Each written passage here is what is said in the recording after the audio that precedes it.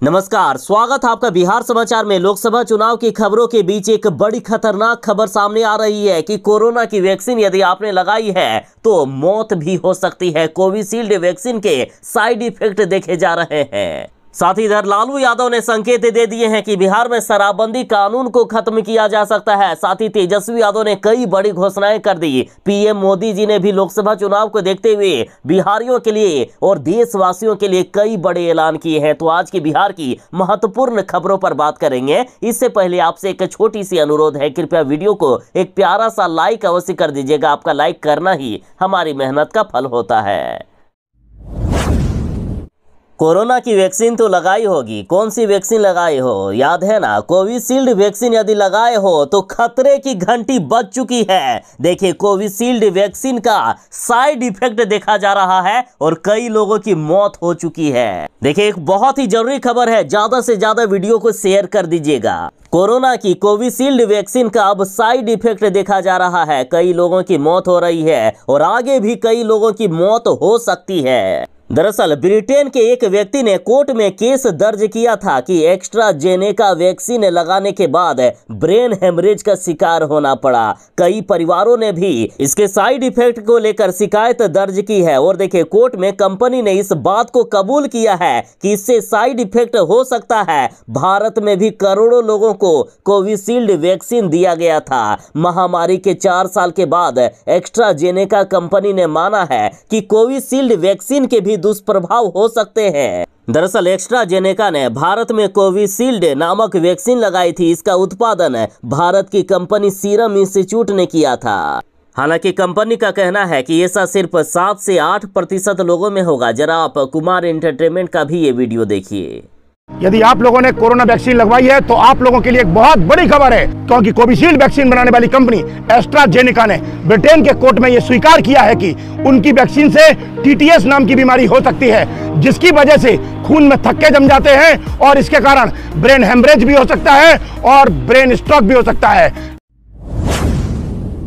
बिहार में एक बड़ा कांड हो गया है। लू लगने से टीचर की हो गई मौत। तो के पाठक के खिलाफ केस कर दिया गया है, मुकदमा दर्ज कर दिया गया है। मृतक के परिजनों ने कहा है कि के पाठक की गलत नीतियों के कारण टीचर की जान गई है। के पाठक के कारण इनकी जान गई है। इनको जेल में होना चाहिए। देखिए, भले ही बिहार के सरकारी स्कूलों में गर्मी की छुट्टी मिल गई है, 15 अप्रैल से 15 मई तक गर्मी की छुट्टी दी गई है, लेकिन सिर्फ बच्चों के लिए शिक्षकों को भरी गर्मी में भी इतने, जहां अभी लगभग 50 डिग्री सेल्सियस तक तापमान पहुंच गया है, फिर भी स्कूल आना पड़ रहा है। बिहार में भीषण गर्मी से लोग परेशान हैं। प्रचंड गर्मी और तेज लू के बावजूद शिक्षा विभाग के अपर मुख्य सचिव के पाठक ने स्कूलों को खुला रखा है और इस प्रचंड गर्मी में मुजफ्फरपुर के एक शिक्षक की लू लगने से मौत हो गई है। इसके बाद मृतक के परिजनों ने मुजफ्फरपुर सीजीएम कोर्ट में परिवाद दायर कराया है।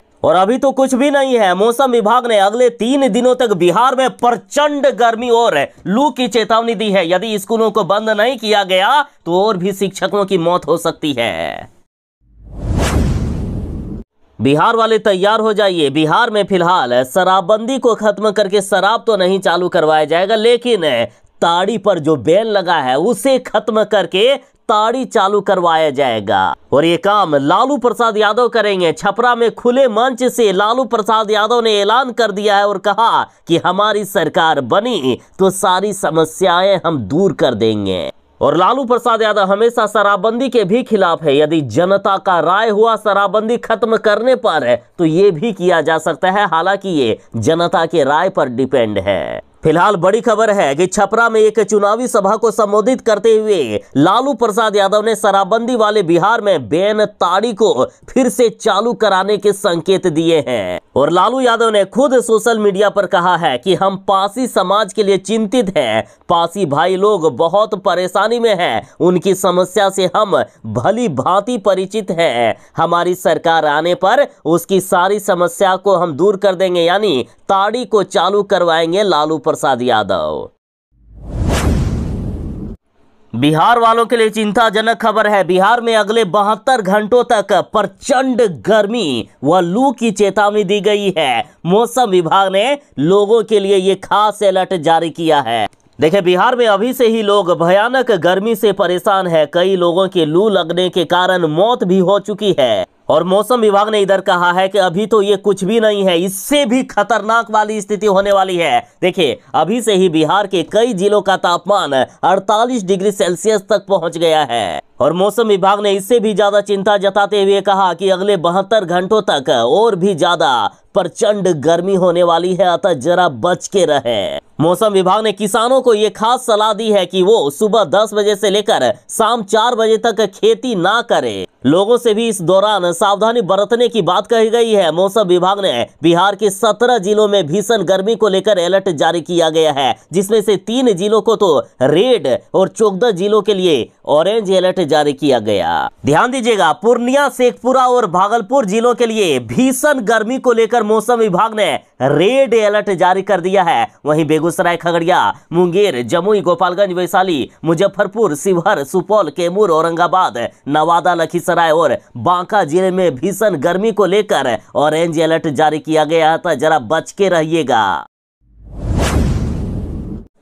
बिहार में भयानक गर्मी बढ़ी हुई है और अगले 1 सप्ताह तक बिहार में जानलेवा गर्मी बढ़ने वाली है। मौसम विभाग ने चेतावनी दे दी है, तो इसे देखते हुए शिक्षा विभाग ने बड़ा फैसला लिया और 1 से लेकर 8 मई तक सुबह 10:30 बजे तक ही चलेगी 10वीं तक की कक्षाएं। भीषण गर्मी और लू को लेकर पटना के डीएम ने यह नया फरमान जारी किया है। साथ ही अन्य जिलों में भी समय सीमा कम की जा रही है स्कूल संचालन की। साथ ही मौसम विभाग ने लोगों से खास अपील की है कि इस भयानक गर्मी में कृपया घर से बाहर ना निकले दोपहर में।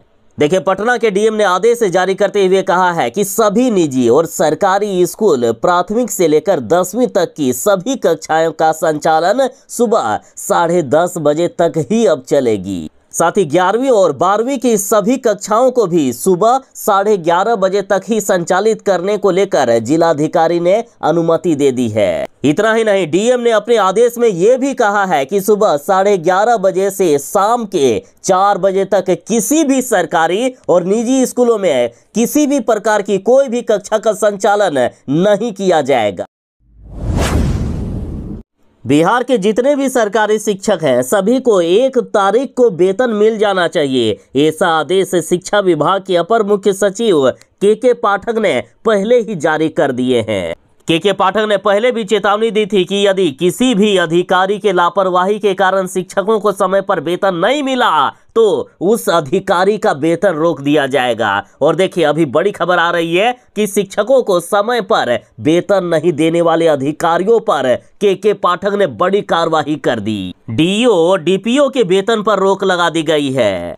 के पाठक ने सभी संबंधित जिलों के डीईओ और डीपीओ के अप्रैल महीने के वेतन भुगतान पर अगले आदेश तक रोक लगा दी। दरअसल बीपीएससी से बहाल नए शिक्षकों और नियोजित शिक्षकों को समय पर सैलरी नहीं दिए जाने के बाद के पाठक ने यह बड़ा आदेश जारी किया है और साथ ही सभी डीपीओ और डीईओ को अगले 24 घंटे के अंदर अपना स्पष्टीकरण देने को कहा है। कारण बताने को कहा गया है कि आखिर आपने ऐसा क्यों किया।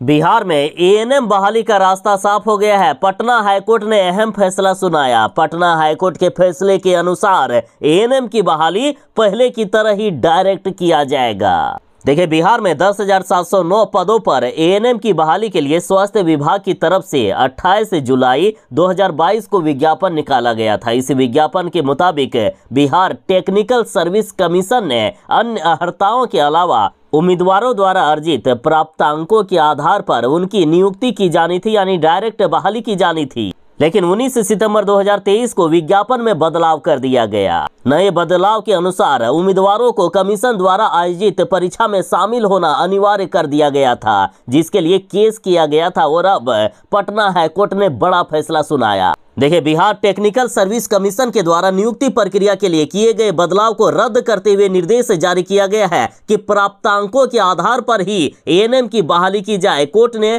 स्पष्ट कर दिया है कि राज्य में एएनएम की बहाली पहले की तरह ही प्राप्त अंकों के आधार पर ही की जाएगी।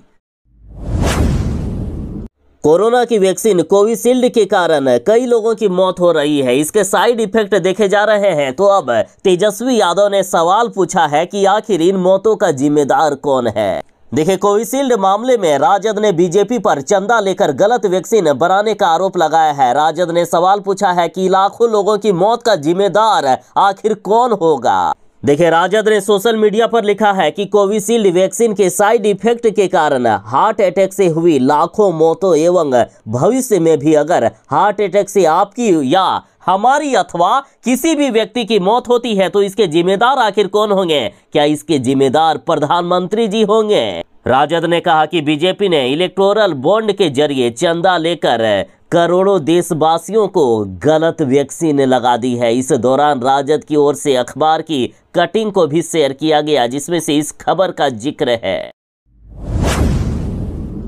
बिहार के मुख्यमंत्री नीतीश कुमार जी कई बार ऐसे बयान दे देते हैं जिससे महिलाओं की इज्जत पर ठेस पहुंचती है। महिलाओं को लेकर फिर से मुख्यमंत्री जी ने अमर्यादित बयान दे दिया है। तो इधर लालू यादव की पत्नी और बिहार की पूर्व मुख्यमंत्री राबड़ी देवी जी ने मुख्यमंत्री नीतीश कुमार जी को मर्यादा का पाठ पढ़ाया। देखिए, नीतीश कुमार जी ने पिछले दिनों एक चुनावी रैली में महिलाओं की तरफ इशारा करते हुए कहा था कि पहले कोई कपड़ा पहनकर चलता था, अब देखिए कितना बढ़िया लग रहा है। तो इन बयानों पर राबड़ी देवी जी ने कहा है कि बिहार के मुख्यमंत्री श्री नीतीश कुमार जी निरंतर महिलाओं की अस्मिता और गरिमा को ठेस पहुंचाने वाले आपत्तिजनक बयान आखिर क्यों दे रहे हैं? नीतीश जी, किसी के कपड़ों में झांकने से बेहतर होता कि आप बिहार वासियों के दुख, तकलीफ और परेशानियों को देखते। राबड़ी देवी जी ने कहा कि सदन हो, चाहे सड़क हो, चाहे चुनावी मंच हो, मुख्यमंत्री सब काम धाम छोड़कर महिलाएं क्या करती है, क्यों करती है, क्या खाती है, क्या ओढ़ती है, क्या पहनती है, बच्चे क्यों पैदा करती है, बस इन्हीं सब फालतू बातों में लगे रहते हैं। अब बताइए कि कह रहे हैं कि इनके आने से पहले आपके घर की महिलाएं, बहन, बेटियां कपड़े ही नहीं पहनती थी। मुख्यमंत्री जी, ये क्या कुतर्क गढ़ रहे हैं? राजनीतिक विरोध करना है तो तर्क और तथ्यों से करिए, ना कि जब मर्जी अपनी तंजी सोच यानी अपनी गंदी सोच और जुबान से महिलाओं की अस्मिता को ठोस पहुंचाइए।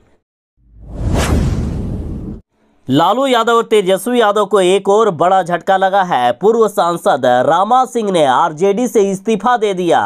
अब ये चिराग पासवान की पार्टी को ज्वाइन कर रहे हैं।